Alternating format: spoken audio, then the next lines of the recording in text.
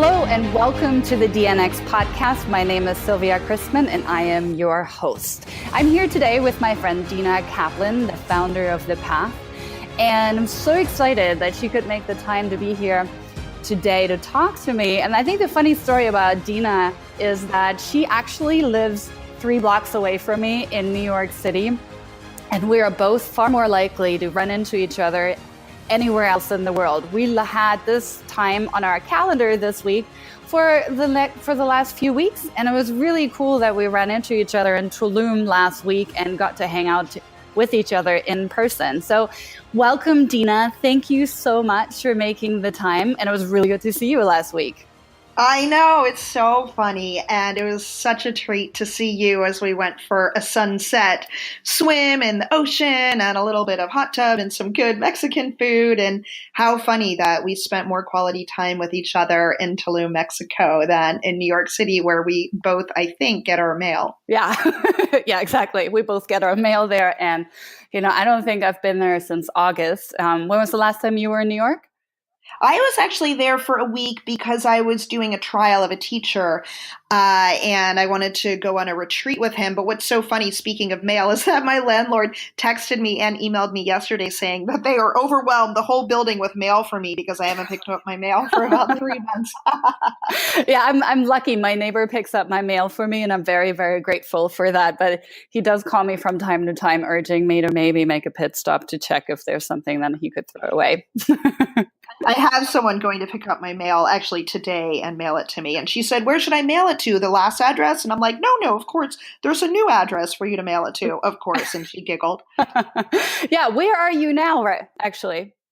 Well, so I just arrived very late last night I actually went to Playa del Carmen after I saw you, which was super magical, a little bit outside of Playa del Carmen, which is beautiful. And I just arrived last night to Santa Monica, and I'm at a brand new place. In fact, when we were delayed a little bit in recording this podcast, because I literally had to type in the passcode to get on the Wi-Fi at my new place because I hadn't even done that. And I got up at 5:30 in the morning this morning to do some writing and send out a campaign because we did a big launch for my startup of a compassion teacher training program. And I had to find a cafe and they didn't have Wi-Fi. And so such is the good and bad life on the road, as you know. Yeah, I do know. That's wonderful. So I'm really, really curious, and I know that our listeners are too, to learn more about sort of, the path, your company, and the actual path that led you to forming this company. So it all begins with me being a very stressed out, burned out, unmindful startup founder. Raise your hand, anyone out there, if you feel like you're super stressed in your job. I was a first-time founder. I'd founded a web video startup. It was called Blip TV. There were 5 founders for all of us. It was our first time. And I don't think we knew how far we were going to go on this first ride. But we ended up really building a real company. We raised $35 million in venture capital money pretty quickly. Within a few years, we had a top 50 website, 300 million video views a month. I mean, we built a real company. What I didn't know, Sylvia, was how to be myself in that role. At the time, and this was years ago, 2005, 2006, 2007, 2008, there were almost no women founders that I knew of that were really scaling a tech company and raising millions and millions of dollars in venture capital money. So when I looked around, all I saw was men running really successful companies like PayPal and Facebook and on and on and on, Amazon. And so I thought I needed to act like a guy to be as successful as a guy. So as the company scaled and we started doing really well, and I got all of these opportunities to do press every day and all these awards, and I'm speaking at conferences around the world, and my life from the outside looked amazing. And I'm held up as this role model for all founders and especially women founders. But the truth, Sylvia, is that the whole time I was playing a role. I was playing this role of pretending to be a guy. Of course, I had no idea really what that meant, but I thought it meant I needed to work hard and be really tough. So I tried to work all the time and be really tough. Yeah, and I just can wasn't relate myself. to that problem. And I think a lot of people listening to this can really relate to that problem. So what happened? Like, what was the big turning point? So Yeah, so what happened is this ended up Mm. manifesting into panic attacks. Even if my mind wasn't mindful at the time to know what was going on, my body was basically saying, get us the heck out of this role, this fake role that we're playing. So I started having panic attacks all the time. Now, even as the founder of this company, I had extraordinary travel opportunities. I got to go once, the State Department sponsored me to go to Italy and do a tour to inspire all founders, and especially women founders, to start and scale their companies. And I remember having a panic attack in Florence. And the one day, and really the one time I was on my own and not surrounded by officials and other tech founders and people promoting the tech scene in Italy. So I went to my favorite ice cream place in Florence. I got an ice cream. I had a panic attack, so I was having them constantly. Sat on a curb and couldn't get up for 8 hours. I couldn't walk 3 blocks to get to my hotel. And I just remember being terrified. So this was happening all over the world, and it was happening in New York too. It meant that for 2 years, while running my company, while being selected as a Fortune Most Powerful Entrepreneur, selected as one of the Web 2.0's most important women by Fast Company, all these honors. I'm on the cover of the New York Times business section. My life, again, looked so perfect from the outside. But on the inside, I couldn't walk down a street by myself for 2 years, and I couldn't take the subway either. I lived in terror of passing out in the middle of a New York City intersection and then being run over by a cab and not even looking good for the funeral, which is a little bit vain and a little bit ridiculous. No, that matters. So one day, I understand that. Yeah. So one day, I just took cabs everywhere I went, which is ridiculous on a startup salary. A significant percentage of my startup salary went towards taxi cabs everywhere I went because I was too afraid to walk anywhere by myself. So one day, for some reason, I don't remember why, I had a taxi drop me off across the street from my office. And all I had to do was walk like a 12 or 13 or 15-second walk across the street to get to my office. And I think this was actually the week that I was on the cover of the New York Times business section for all the advances my company was making and me as the founder and on and on. And I remember thinking, I hope that light doesn't turn green because I don't think I can make it across the street to my office. And I leaned against this utility pole and I had this huge realization in that moment, Sylvia, which is that all the press that I was getting, all the increasing fame, if you want to call it that, and the potential fortune was not worth the fact that I was not healthy enough to make a 15-second walk across the street and walk into my office. And in that moment, I decided nothing was more important than my health. Nothing was more important than learning or relearning how to be myself. So I decided to leave in that moment the company that I'd helped raise $35 million for, that I was the face of, that I was helping to run the operations for. And I decided to find myself and my health and my happiness through travel. So I did a transition with the board. I left the company pretty quickly and I booked a one-way ticket to Bali, such a cliche. And I flew 6 days later and I ended up taking a 2.5-year trip around the world. When was this? What year was this? So I left, that moment on the intersection was November 11th, 2011. I ended up flying to Bali, and I did a little transition with the board and I was helpful with people in the company. So I actually flew to Bali on December 21st, landed on December 22nd. And I didn't know it at the time, but what I needed to do was 3 things. I needed to learn how to become a girl again after really just identifying as a founder, which meant not suppressing my emotions, which meant crying if I wanted to cry. I needed to learn how to live without so much fear. I was so afraid to ask for help. I was afraid to tell anyone about the panic attack, so I didn't. And I ended up going all around the world doing all these crazy things that travelers do, everything that terrified me in the hopes of overcoming my biggest fear of all, which was just speaking up for myself. And the third thing I had to do was find meditation, and I ended up doing all 3. That's beautiful. Where did you start falling into meditation, or when did you start falling in love with meditation would probably be the better way of saying it? So it's a very funny, unexpected story, but I was traveling with a friend in Myanmar for a month and then Bhutan for a while. And then I said goodbye to my friend and I landed in India the next day. And I was terrified. I was traveling on my own again. I'd never been to India. You hear stories about travelers getting food poisoning and it's hot and it's crowded. Where in India did you land? So I'm landing in Delhi and I am freaked out. I mean, completely freaked out. And there's this very hot guy from Denmark or Norway who was just walking off the plane just in front of me. And so as we're walking off the plane and we're waiting in line at customs in Delhi, he turns to me and says, "What are your plans?" And I said, if I'm honest with you, I'm terrified to be here by myself. I have no idea what I'm going to do. I just want to check it off the country list because everyone talks about going to India. So he giggled and he said, "Look, I'm going to a 10-day meditation retreat. Do you want to come with me?" And so I thought this was a date. And I thought this sounded great, that this, cute traveler from Northern Europe is inviting me to do something that sounded pretty safe. So I said, "Great, I'm in." Well, little did I know that this was a 10-day silent, gender segregated retreat with no soap, no toilet paper, no air conditioning, and no showers. I mean, it was a travel experience to pretty much end all travel experiences. So I giggle that this is the worst date of all time, but changed my life more than anything I've done ever. Yeah, so it was a Vipassana, right? I mean, it was not only a Vipassana. This is the one that's in gray when the rest of them are all listed in black, because I don't even know if I can say this on the podcast, but there was literally feces lining the walkways from our dorms to the meditation hall. It was about 125 degrees every day, hotter inside than outside. Again, no air conditioning. I mean, it was beyond. I think I missed half the instructions because I was sweating so much that just wiping the sweat off my face was what you were doing with half of your mental bandwidth. I remember by the end I had blisters on my face from sweating so much. Yeah.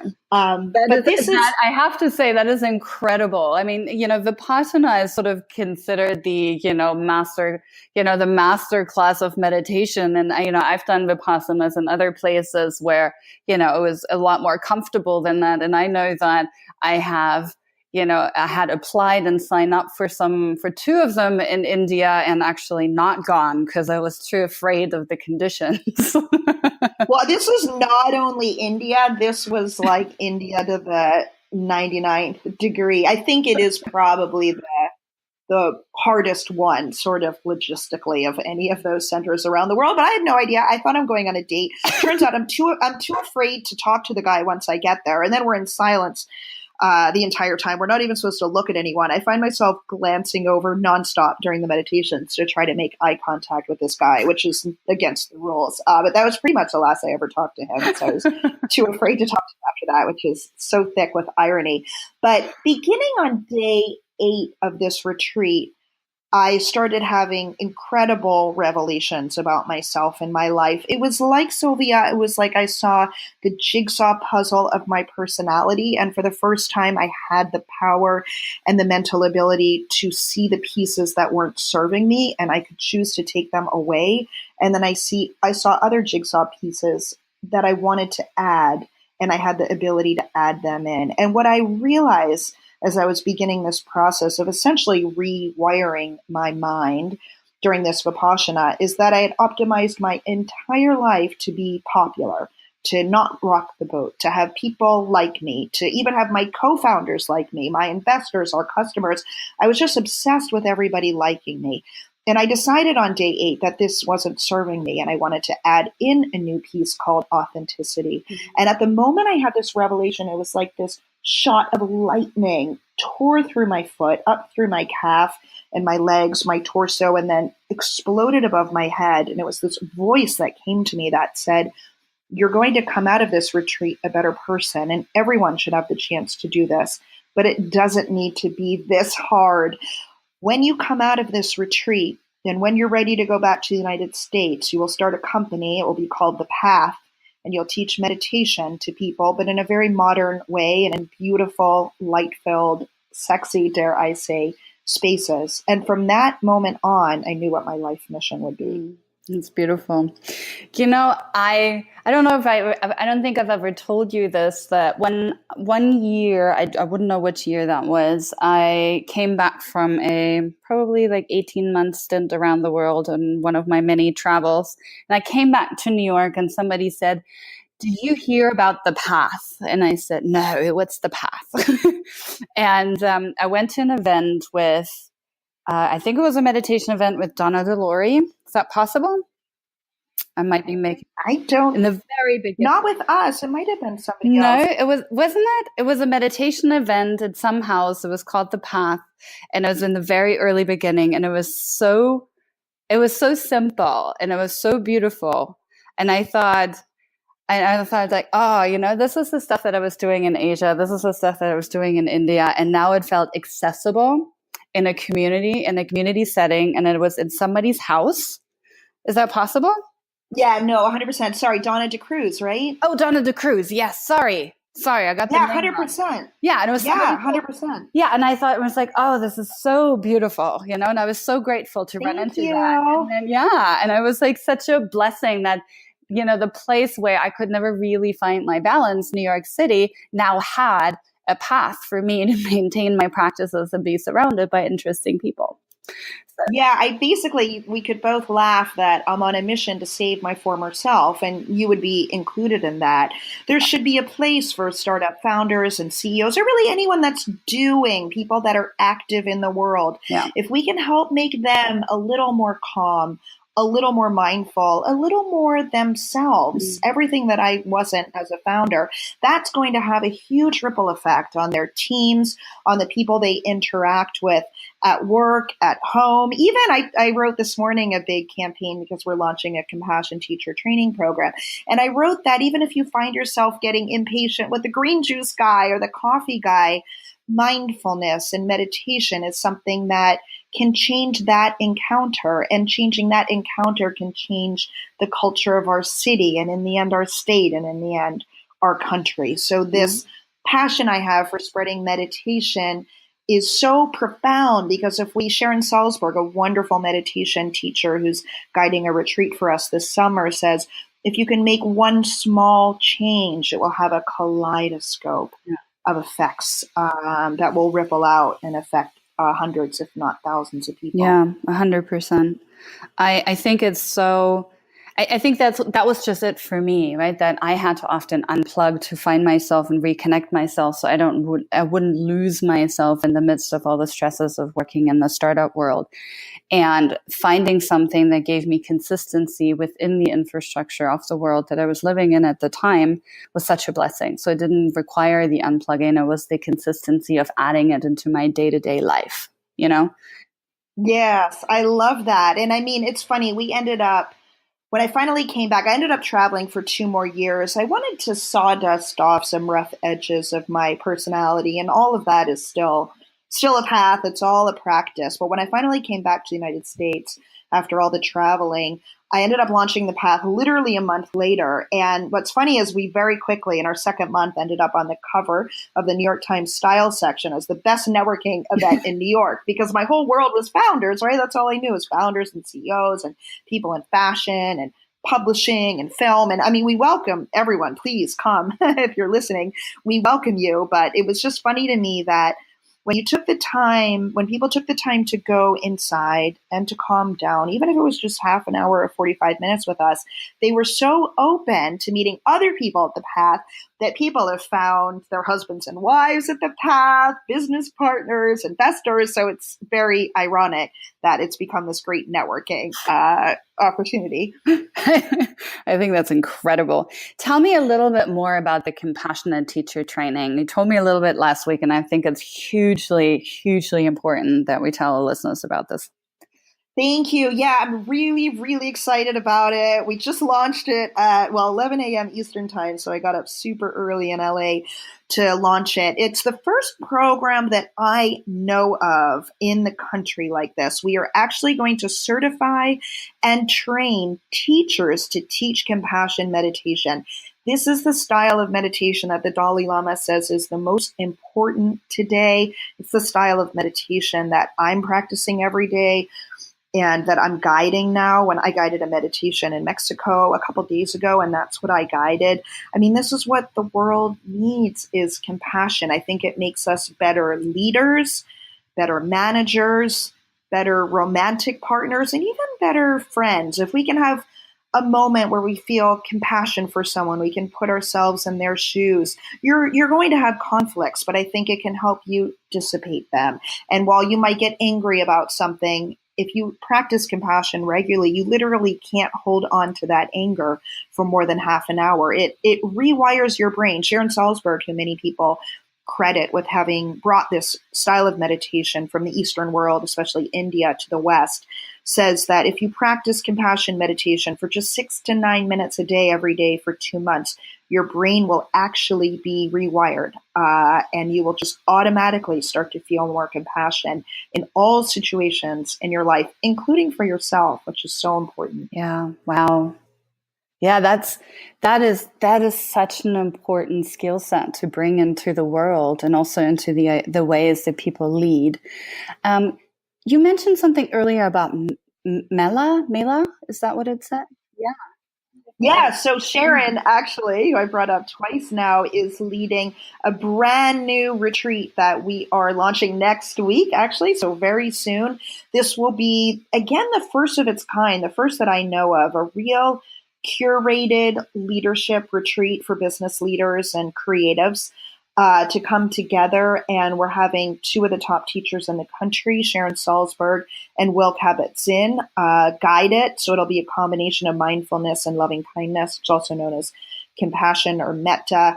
And I think it's extraordinary to imagine what will happen when we bring all these leaders together and then have them go within and take a moment to be kind to themselves and learn compassion for themselves and for others. And I think people will be so open. I think it'll be really fun. I'm going to write when I invite people that my goal is to have it be the best weekend of your life, other than a wedding or birth of your children, which I don't want to take anything away from. But I'm picturing beautiful candlelit dinners out amidst the red rocks of Sedona. We're going to do it in Sedona. With 2 of these great teachers, surrounded by amazing people. So if anyone listening is actually interested, we would love to have you just nominate yourself. Don't feel badly or strange about it. I would nominate myself if I weren't hosting this thing. So I invite you with a big smile and a warm heart to nominate yourself at thepath.com/guest, just GUEST.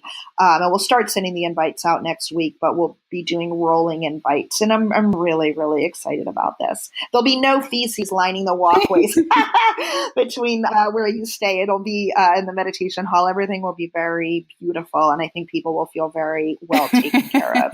Which is so important, I think, to have also an energy that's inviting and comfortable at the same time when you're moving into these new facets of discovering yourself.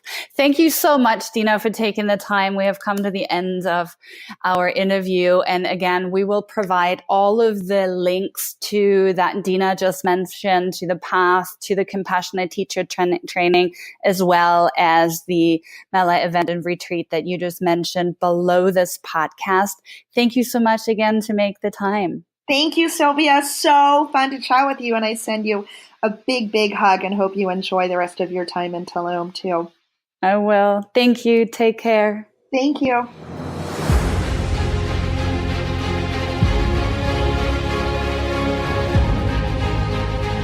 That's it for today. Thank you so much for joining us, and thank you for your ongoing support. Before I leave you, I want to invite you into my world. Please go check out dnxcommunity.com. This is where you'll find the other nomads and evaders of convention. We'll see you there. And if you're interested in our English-speaking events, go and check out dnxglobal.com. You'll find the link below this podcast as well. And if you have time, one last favor, please go to iTunes, look for Sylvia Chrisman or look for the DNX podcast and leave a review. Thank you so much, lovely people, and I'll talk to you next time.